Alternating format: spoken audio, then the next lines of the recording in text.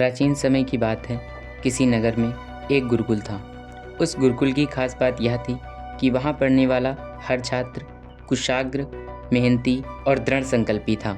ऐसा माना जाता है कि उस गुरुकुल से शिक्षा लेने वाले कई छात्र विश्वविख्यात हुए और आगे जाकर एक महान व्यक्ति के रूप में जाने गए।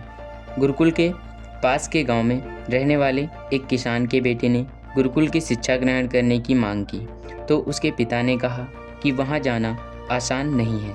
वहाँ जाने के लिए एक परीक्षा से गुजरना होगा। परंतु बेटे की जिद थी तो किसान ने वहाँ जाने की अनुमति दे दी। लेकिन सबसे बड़ी चुनौती अभी उस बालक के सामने थी।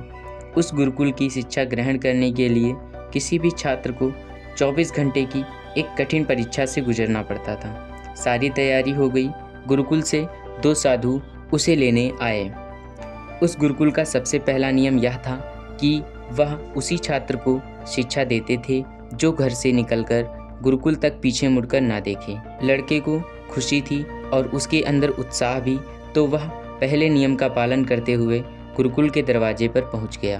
अब उन साधुओं ने उसे वहीं दरवाजे पर आंख बंद करके बैठने को कहा और बोला, जब तक कोई तुम्हारा हाथ पकड़कर उठने को ना बोले तब तक तुमको ना तो आंख खोलनी है और ना ही उठना है।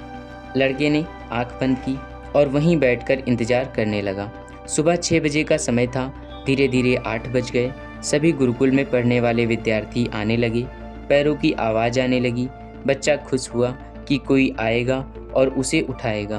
पैरों के चलने की आवाज़ बंद हो गई, लेकिन उसे लेने कोई नहीं आया। सूरज चढ़ रहा था, धूप बढ़ रही थी, पर बालक का संकल्प नहीं टूटा। धीरे धीरे दोपहर हो गई। बालक की प्यास बढ़ने लगी और उसने कुछ खाया भी नहीं था। कुछ समय और बीता। गुरुकुल में छुट्टी हो गई। सभी छात्र अपने अपने घर की ओर जाने लगे। बालक को लगा अब कोई आएगा और उसे उठाएगा, परंतु कोई भी नहीं आया। उसकी प्यास, भूख और धूप एक तरफ थी और उसका संकल्प एक तरफ।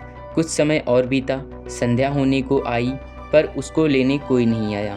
और बालक का संकल्प देखिए, ना ही उसने आँख खोली और ना ही उठा, क्योंकि अगर उठेगा तो गुरुकुल की शिक्षा नहीं ले पाएगा। शाम हो गई। शाम के बाद रात हो गई और रात के बाद फिर से सुबह होने को आ गई, परंतु बालक का इंतजार खत्म नहीं हुआ। उसे कोई लेने नहीं आया। सुबह के 6 बजे एक शिक्षक ने उसका हाथ पकड़ा, उठाया और कहा, अब तू इस गुरुकुल का छात्र है। वह खुश हुआ और दौड़कर अंदर चला गया। दोस्तों, हमें भी अपने जीवन में अगर कुछ पाना है, अपने लक्ष्य तक पहुंचना है, तो हमें दृढ़ संकल्पी होना पड़ेगा। जब तक हम दृढ़ निश्चय नहीं करेंगे तब तक हम किसी भी काम को पूरा नहीं कर सकते।